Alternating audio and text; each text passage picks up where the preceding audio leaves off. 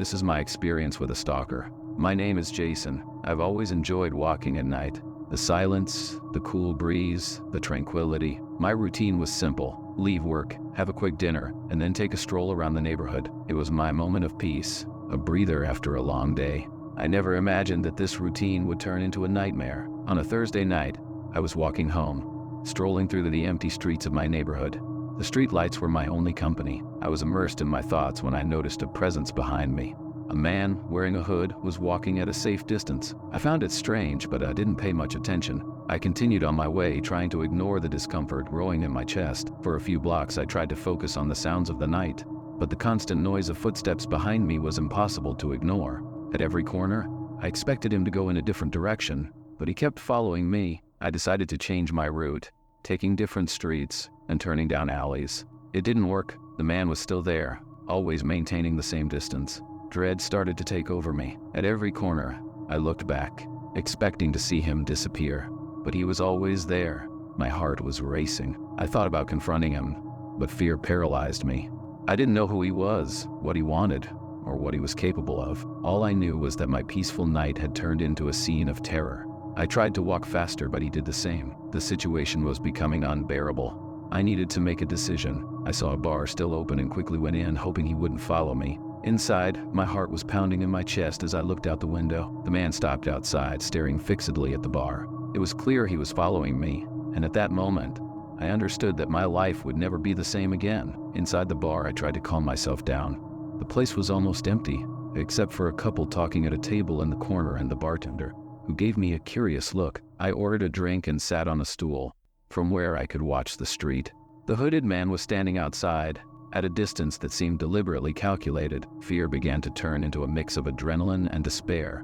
After a few minutes, I realized I had to do something. I waited until he was momentarily distracted and slipped out the back door of the bar. I found myself in a dark alley trying to decide which way to go. My hands were shaking and my heart was pounding furiously. I chose the direction that seemed safer and started running, hoping to lose him. As I ran through the deserted streets, my mind was filled with panic. I looked back every few seconds, hoping not to see that sinister hood. The feeling of being hunted was suffocating. Every shadow seemed to hide a threat, and every sound, no matter how small, made me jump with fright. What had started as a quiet night had turned into a run for my life. Suddenly, I saw the headlights of a car in the distance. I ran towards the light, hoping to find some sort of safety. The car was parked, and as I approached, I realized there was someone inside. I banged on the window, breathless, asking for help. The driver, a middle-aged man, looked at me with surprise and then, recognizing the panic in my eyes, unlocked the door. I quickly got in, explaining the situation in a rushed manner. The driver, named Eduardo, started the car and sped off, asking where I wanted to go. I pointed in the direction of my house, and he quickly followed, constantly checking the rearview mirrors. I explained what had happened, trying to understand why that man was following me. Eduardo listened attentively, promising to get me home safely. But as we drove through the dark streets, we couldn't predict what was about to happen. As Eduardo drove, I started to feel a little safer, but the dread was still present. He kept a watchful eye on the rearview mirrors, concerned that we might be followed. I silently thanked him for his help and courage. The streets were darker and more deserted than ever, increasing the sense of vulnerability. When we were just a few blocks from my house, Eduardo looked in the rearview mirror and muttered a curse. "Lucas, he's following us," he said, his voice tense. I looked back and saw the hooded man, now in a car, maintaining an unsettling distance. Fear returned with full force, and despair took over me. We needed to lose him, but it seemed like he knew exactly where we were going. Eduardo made several quick turns, trying to shake off the pursuer, but the man was persistent. We decided it would be best to stop in a busy area. We drove to a main avenue, well lit and with several open establishments. Eduardo parked the car, and we both quickly got out. Entering a 24-hour pharmacy, the hooded man stopped across the street, watching us. Inside the pharmacy, I asked to use the phone and called the police, reporting the situation. Eduardo stayed close to me, alert for any suspicious movement. As we waited, I tried to calm my nerves. The bright lights of the pharmacy offered a false sense of security, but we knew we couldn't stay there forever. The constant presence of the man across the street was suffocating. Soon after, the silence of the night was broken by the sirens of the police cars. 2 patrol cars arrived quickly, and the officers approached the hooded man. We stayed inside the pharmacy, watching as the officers talked to him. Eduardo and I exchanged glances, relieved but still apprehensive.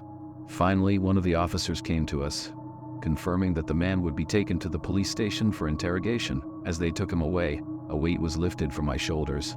I thanked Eduardo for his help and courage. I decided to spend the night at a close friend's house, still fearful of returning to my own home. That night, I understood that my life would never be the same again. The shadows on the street had faded, but the feeling of being stalked still haunted my mind.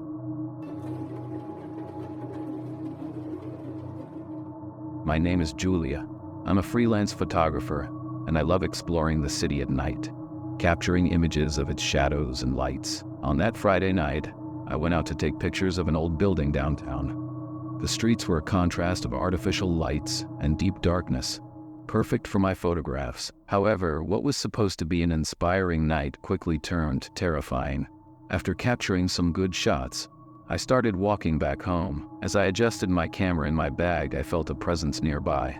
I discreetly looked and saw a man with a wide-brimmed hat and a long coat, who seemed to be heading in the same direction as me. I thought it was just a coincidence, so I kept walking, trying to focus on the photos I had taken. At every corner, he maintained the same distance. I began to feel a growing discomfort. To test my suspicions, I entered a 24-hour market. I grabbed a bottle of water, and while waiting in line at the cashier, I looked out the window. There he was, standing across the street, apparently waiting. The chill down my spine made me realize it wasn't a coincidence. I left the market and tried to lose him by taking longer, winding paths. The night was colder and quieter, making my footsteps more audible and my senses sharper.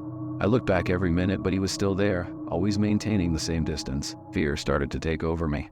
I decided to enter a nearby hotel where I knew there would be security. At the reception, I quickly explained the situation. The receptionist, a kind man, offered me a place to wait while he called the police. The feeling of being cornered was suffocating, and my heart was pounding like a drum. Through the lobby window, I saw the man standing on the sidewalk, his eyes fixed on the hotel. While waiting for the police to arrive, I began to question why he was following me. He didn't seem like a common thief.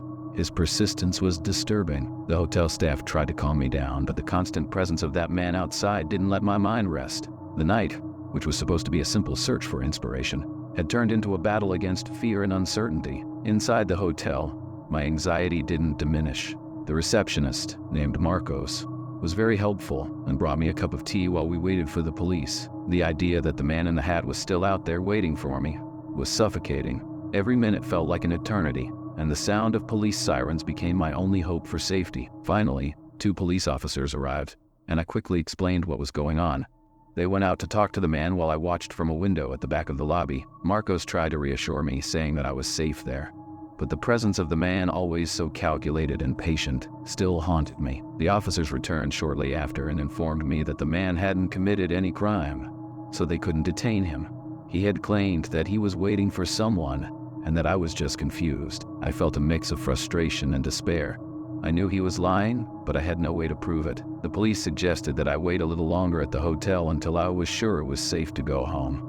Marcos offered me a ride home, and I gratefully accepted. As we drove, the feeling of being hunted didn't leave me.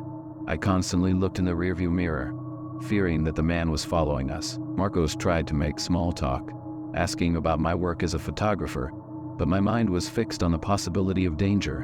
When I arrived home, I thanked Marcos and quickly went inside. I locked all of the doors and windows, trying to create a barrier against the fear that still lingered. Despite being home, the sense of safety was fragile. I went to my room, trying to find some comfort in my own space, but the image of the man in the hat stayed in my head. I called a friend, explaining the situation and asking her to come stay with me.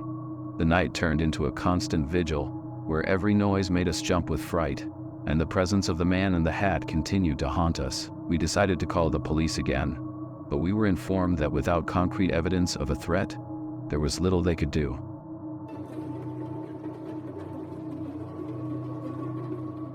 It was a bustling night at the amusement park. The bright lights of the rides and the laughter echoed through the air. I was with my boyfriend Marcos and some friends, enjoying every moment. My name is Laura. I'm 26 years old, and I've always loved the vibrant atmosphere of amusement parks. But on that night, a strange feeling started to creep over me. After a ride on the Ferris wheel, I decided to get some cotton candy. That's when I saw him for the first time. A man was standing near the park entrance, his eyes fixed on me. He seemed out of place, with simple clothes, but something in his gaze disturbed me. I tried to ignore it, thinking he was just a casual observer, but the feeling of discomfort persisted. As I walked back, I realized he was following me. The park was crowded, but his presence was unmistakable. I quickened my pace, trying to find my friends in the throng. Passing by game booths and street vendors, my heart was racing. When I finally found them, I tried to calm down and forget the incident. We decided to go on the carousel, one of my favorite rides. During the ride, I tried to relax and have fun, but the image of the man wouldn't leave my head. As I got off, I came face to face with him again, standing at a distance, his eyes still fixed on me. I told Marcos what was happening, but he thought I was overreacting and suggested we continue our night. We went into the House of Mirrors. With every step, my anxiety grew. Reflected in multiple angles, the figure of that man seemed to surround me. My heart pounded, and I felt a cold sweat on the back of my neck. We quickly made our way out, but he was waiting outside, patiently watching. The feeling of being hunted was overwhelming. In the labyrinth, the sense of terror only increased. I could barely distinguish reality from illusion, and the screams of people around me blended with the sound of my own racing heart. When we finally found the exit, I felt a momentary relief. Even with the comforting presence of Marcos and my friends, I couldn't get the image of the strange man out of my head, standing outside, watching me with piercing eyes. The night was just beginning, but I already felt like I was trapped in a nightmare. We decided to go on the carousel again, hoping that the feeling of terror would disappear with the fun. As we spun in circles, I tried to focus on the colorful lights and cheerful music, but the image of the man still haunted my thoughts. Each turn of the carousel seemed to bring me closer to the shadow that followed me. His eyes shone with an unsettling intensity, and a sense of panic overtook me. Instinctively, I grabbed Marcos's hand and started running, my friend's screams echoing behind us. We ran through the dark paths of the park, the distorted lights blurring through my tear-filled eyes. Every shadow transformed into an imminent threat, and I knew we weren't safe as long as the man was chasing us. Finally, we reached the parking lot and locked ourselves in the car, our hearts pounding in our chests. As Marcos started the car and we drove away from the park, I looked through the rearview mirror and saw the strange man disappear into the darkness. A mix of relief and terror washed over me, and I knew with a chilling certainty that this encounter was the scariest I had ever experienced. Dark and sinister. We arrived home and locked all the doors, but the feeling of insecurity lingered. I tried to call the police, but my hands were shaking so much I could barely dial the numbers. When I finally managed to explain the situation, the officer on the other end of the line sounded skeptical, and a sense of powerlessness overcame me.